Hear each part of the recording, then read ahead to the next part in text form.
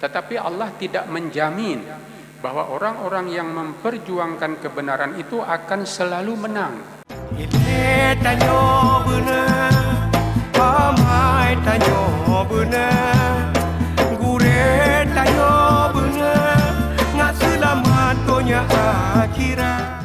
Assalamualaikum warahmatullahi wabarakatuh.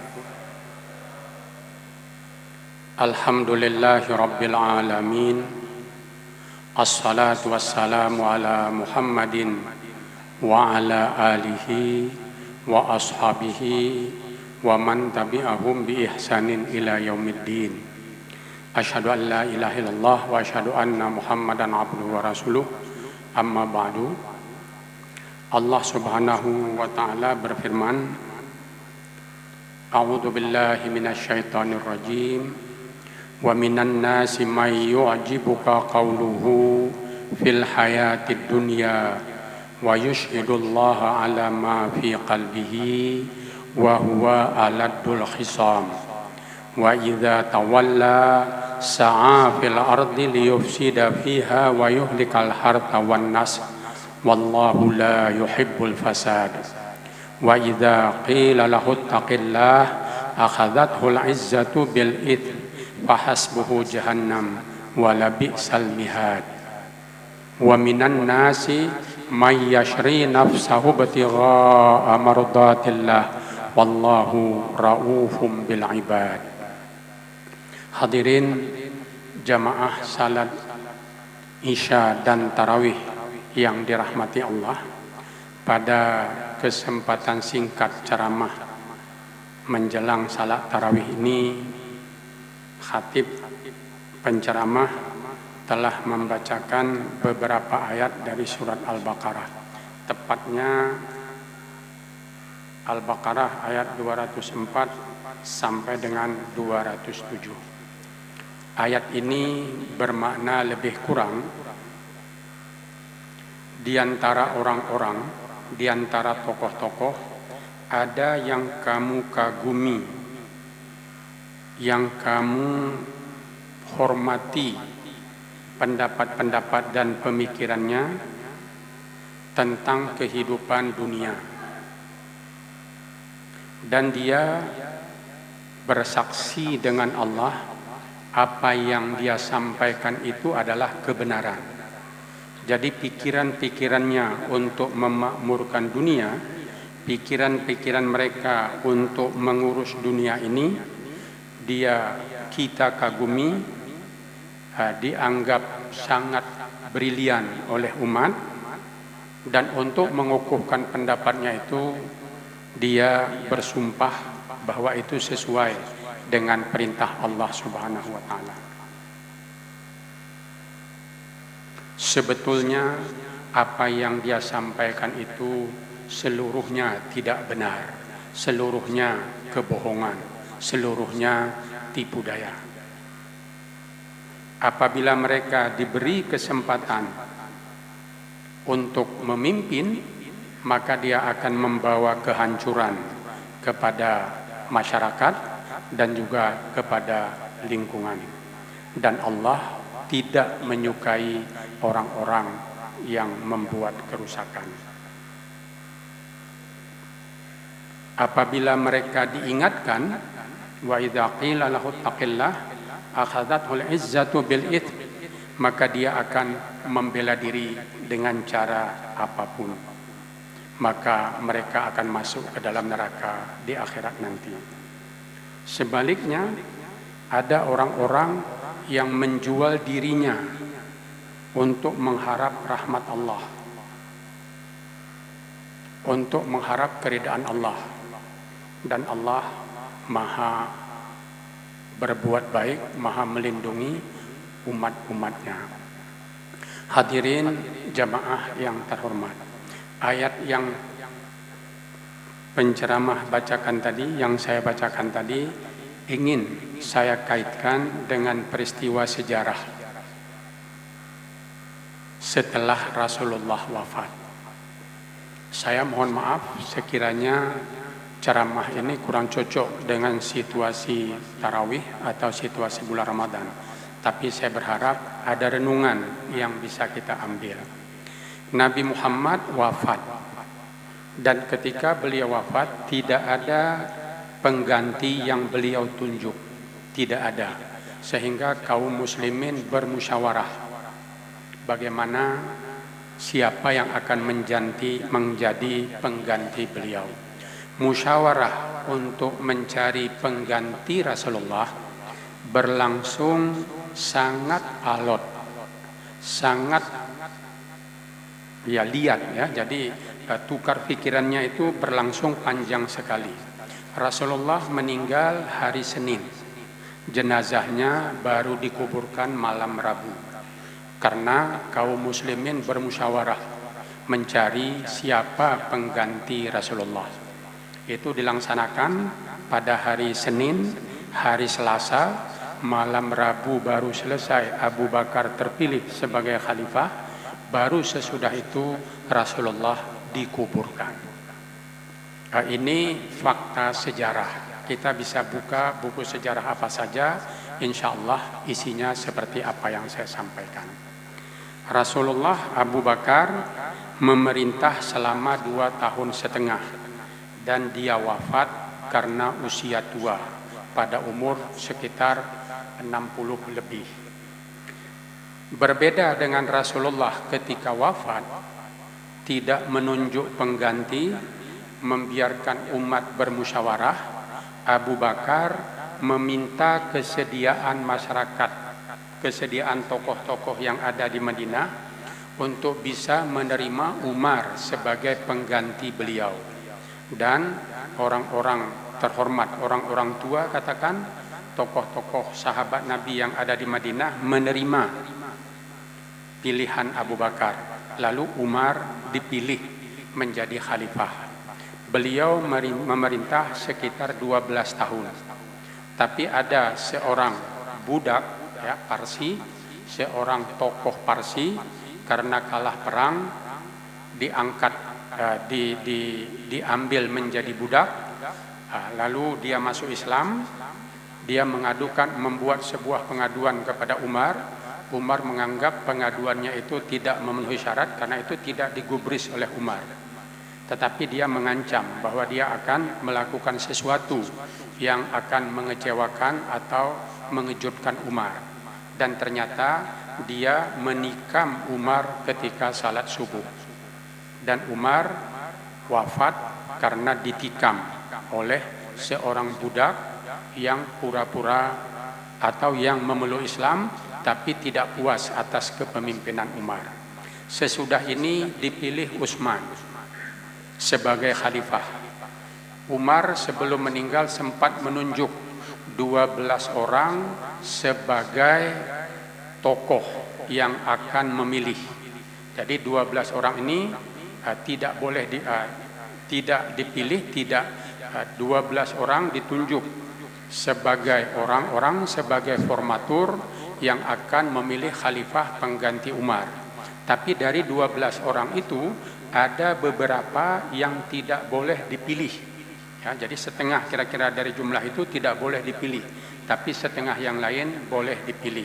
Pada akhirnya dengan cara ini Utsman terpilih sebagai khalifah yang ketiga. Umar memerintah belasan tahun juga, lebih panjang dari Umar. Ketika diangkat menjadi khalifah, umur Utsman sudah lebih 60 tahun. Ada yang menyatakan 65, ada yang menyatakan lebih. Sehingga ketika dia syahid, dibunuh oleh para pemberontak, dia terbunuh juga, umurnya sudah 74 tahun lebih. Ini dalam catatan sebagian buku sejarah. Hadirin hadirat yang terhormat, Utsman dibunuh oleh pemberontak yang datang dari luar kota ke Madinah. Jadi bukan orang di dalam kota Madinah. Dia datang dari luar kota, sebagian dari Mesir, sebagian dari Kufah, dan ada juga yang dari Damaskus. Jumlah mereka sekitar 100-an orang. Mereka ini mengepung rumah Utsman sebagai khalifah lalu membunuhnya. Orang-orang Madinah, sahabat-sahabat yang ada di Madinah, Ali umpamanya, Ibnu Abbas, Ibnu Umar dan yang lain-lain ingin membela Utsman. Dia ingin melawan pemberontak, tapi Utsman melarangnya. Jangan kalian menumpahkan darah karena saya. Biarkan mereka mengepung rumah saya, dan kalau perlu biarkan mereka membunuh saya kalau itu yang dia inginkan. Jangan tumpahkan darah. Ini pesan Utsman. Lalu Utsman terbunuh di dalam rumahnya ketika sedang membaca Al-Quran oleh para pemberontak yang mengaku Muslim. Hadirin hadirat jamaah yang terhormat, Utsman terbunuh lebih kurang 25 tahun sesudah Rasulullah wafat. Sekitar tahun 35 Hijrah. Rasul wafat tahun 10 Hijrah. Jadi sesudah Utsman wafat terjadi peperangan antara sesama umat Islam. Pertama sekali berperang Ali yang dipilih menjadi khalifah sebagai pengganti Utsman diperangi oleh Aisyah, istri Rasulullah, mertua Ali bin Abi Thalib. Ini sejarah, terkenal dalam sejarah dengan sebutan Perang Unta atau Perang Jamal. Dalam perang ini pasukan Aisyah kalah, tapi Ali menghormati mereka. Dia suruh pulang kembali ke Mekah, jangan mencampuri masalah politik. Aisyah oleh Ali dianggap tidak paham politik. Jadi karena itu lebih baik tidak ikut campur, karena kalau Aisyah mencampurinya dan dia tidak paham, kejadianlah seperti tadi, dia kalah. Dan kalau Ali tidak ada, mungkin Aisyah sebagai istri Rasulullah sudah menjadi tawanan perang. Tetapi itu tidak terjadi karena Ali tidak mau menawan Aisyah, tidak mau menjadikan istri Rasulullah sebagai tawanan perang karena kalah dalam berperang. Sesudah ini, pas Muawiyah yang waktu itu menjadi gubernur memberontak kepada Ali dan minta supaya Ali diturunkan dari jabatannya sebagai khalifah. Dia menganggap pengangkatan Ali tidak sah. Lalu Ali tidak bersedia turun, terjadilah peperangan. Dalam peperangan ini pasukan Ali kalah. Tetapi kekalahan Ali bukan karena kejujuran.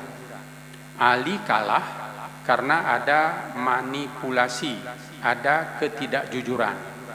Ali memperingatkan anak buahnya, jangan dengarkan apapun ocehan kelompok Muawiyah. Jangan dengarkan ajakannya berdamai. Jangan pedulikan mereka karena mereka tidak akan jujur sampai ke ujungnya nanti. Lalu pasukan Ali karena sudah lelah berperang menyatakan kita lebih baik berdamai daripada terus berperang.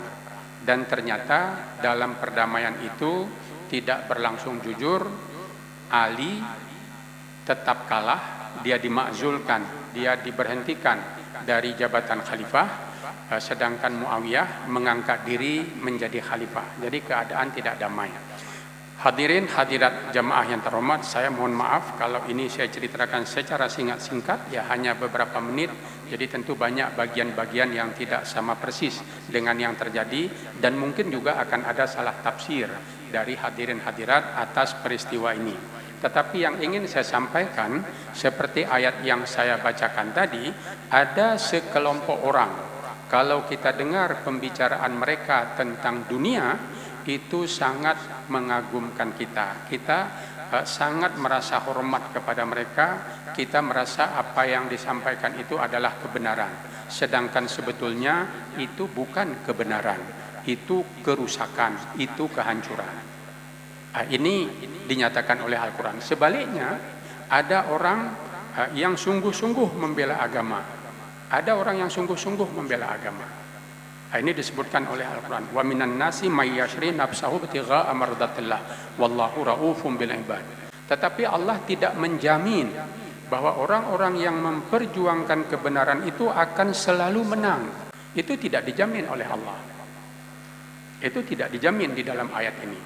Tetapi orang yang suaranya mengagumkan itu juga belum tentu menang. Tapi kalau mereka kita beri kesempatan, maka dia akan lebih banyak melakukan kerusakan. Dia tidak akan membawa kebaikan. Ini yang disampaikan oleh ayat tadi. Kalau kita kaitkan dengan peristiwa Ali dan Muawiyah, semua orang mengakui Ali sangat jujur, Ali sangat alim, Ali sangat baik. Tetapi ada satu hal yang mungkin tidak ada pada Ali. Ali bukan, kalau istilah kita sekarang, Ali bukan diplomat. Ali tidak pandai berbahasa basi.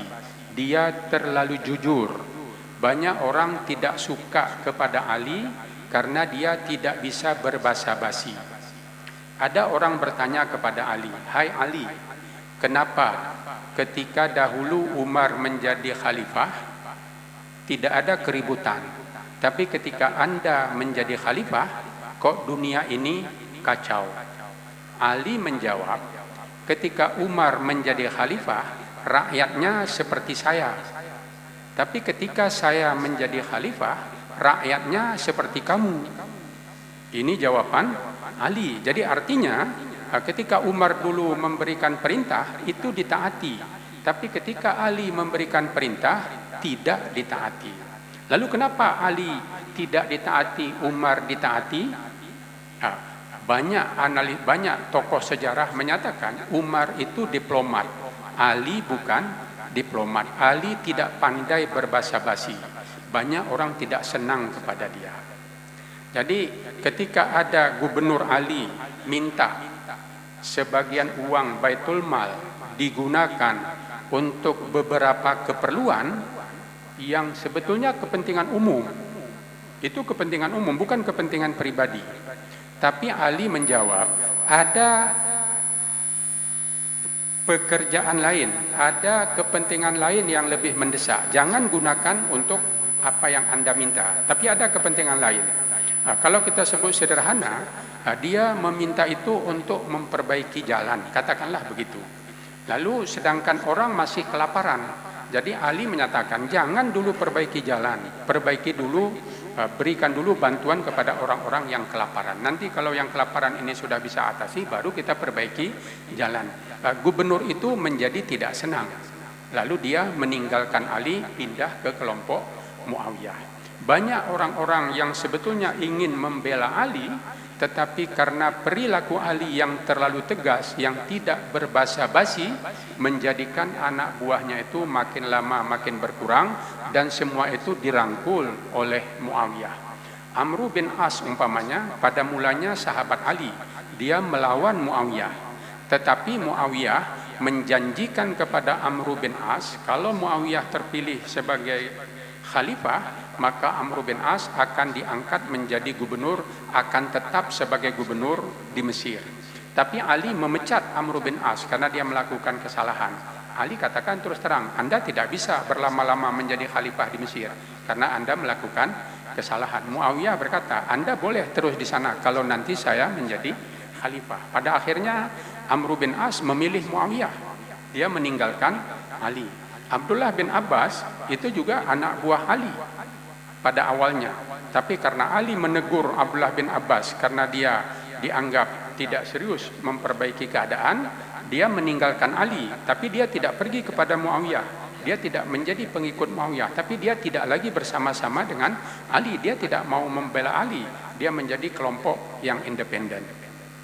Hadirin hadirat jemaah yang terhormat, yang ingin saya sampaikan, melihat situasi sekarang dalam masalah politik, itu tidak hanya tidak masalah hitam putih, tidak sekedar masalah benar salah. Di situ ada kegiatan-kegiatan, ada seni, ada pengetahuan yang harus kita kuasai dengan baik. Kita tidak bisa berkata ini benar, ini salah, karena kita tidak sekedar menyatakan ini benar, ini salah. Tetapi yang kita pentingkan adalah bagaimana menyelamatkan umat, bagaimana membangun umat, bagaimana membangun masyarakat, bagaimana menjaga lingkungan hidup, bagaimana menjaga alam. Ayat Al-Quran tadi menyatakan ada orang yang sebetulnya sangat kita hormati, sangat kita kagumi, pikirannya itu meyakinkan, tapi sebetulnya dia bukan orang baik. Dia bukan orang yang membela rakyat. Tapi sebaliknya ada orang yang membela rakyat, tapi kalau kita berikan kepada dia juga belum tentu bisa berbuat apa-apa. Nah, karena tidak ada jaminan bahwa semata-mata kejujuran, semata-mata keikhlasan, semata-mata niat baik akan membawa umat ini berbahagia. Tidak seperti itu. Ada pengetahuan, ada ilmu, ada perhitungan, ada komunikasi, ada perencanaan dan sebagainya. Nah, ini yang perlu kita perhitungkan. Sebagai umat Islam, kalau kita ingin sebagai umat Islam, kita harus pandai, kita harus pintar, kita harus bisa memilih, kita harus jeli, kita harus mampu memberitahu masyarakat kita mana kebenaran, mana yang salah, dan yang lebih penting dari itu bagaimana memenangkan kebenaran, bagaimana membela kebenaran itu supaya menang, bukan bagaimana supaya kita syahid. Itu bagus, tetapi tujuan utama berperang bukan syahid. Tujuan utama berperang adalah menang. Tujuan perjuangan itu berhasil. Kalau Rasulullah hanya sekedar syahid, dia tidak perlu hijrah ke Madinah, cukup di Mekah saja, insya Allah Rasulullah akan syahid. Tetapi Rasulullah lari, kalau kita bisa gunakan istilah itu, lari dari Mekah ke Madinah, hijrah malam-malam, dikejar-kejar, bersembunyi, tidak punya kawan ketika dia lari dari Mekah ke Madinah untuk memenangkan perjuangan. Di Madinah pun Rasulullah tidak gegabah, dia memperhitungkan segala sesuatu. Dia perhitungkan betul. Kita tahu kalau kita ikuti sejarah Rasulullah, kita lihat bahwa apa yang dilakukan Rasulullah direncanakan secara sangat baik. Dan kita tidak bisa mengikuti perencanaan Rasulullah yang dibimbing oleh wahyu tersebut. Dalam beberapa tindakan sahabat ragu kepada Rasulullah, sahabat kecewa, tapi pada akhirnya ternyata pilihan Rasulullah itulah yang benar. Sekarang tidak ada wahyu, tidak ada sandaran yang bisa menyatakan pilihan kita itu benar. Bahkan ayat tadi menyatakan ada yang kita nyatakan kebenaran itu sebetulnya isinya tidak ada sama sekali. Karena hal tersebut, marilah kita menggunakan pikiran jernih kita, jangan menggunakan emosi. Marilah kita menggunakan tanggung jawab kita untuk membela kebenaran dan membela umat, bukan sekedar kepentingan sesaat. Kita harus pertimbangkan jangka panjang bagaimana bangsa ini kita selamatkan. Banyak hal yang harus kita perhatikan agar kita bisa selamat. Aceh pernah masuk ke dalam pusaran konflik beberapa kali, dan kita keluar dari konflik itu dengan beberapa hal yang katakanlah kita lebih banyak menderita daripada baiknya, sehingga setiap konflik selesai kita boleh dikatakan mulai kembali untuk membangun masyarakat dan bangsa kita. Tetapi itu telah terjadi beberapa kali di tengah masyarakat. Hendaknya kita mengambil pelajaran bahwa membangun masyarakat perlu pengetahuan, perlu ilmu, perlu strategi, perlu perencanaan, perlu pemikir-pemikir yang betul-betul ikhlas lillahi ta'ala dan juga ahli di bidangnya, bukan sekedar mempunyai semangat saja. Demikian yang saya sampaikan, mudah-mudahan ada manfaatnya. Rabbana atina fid dunya hasanah wa fil akhirati hasanah wa qina adzabannar. Assalamualaikum warahmatullahi wabarakatuh.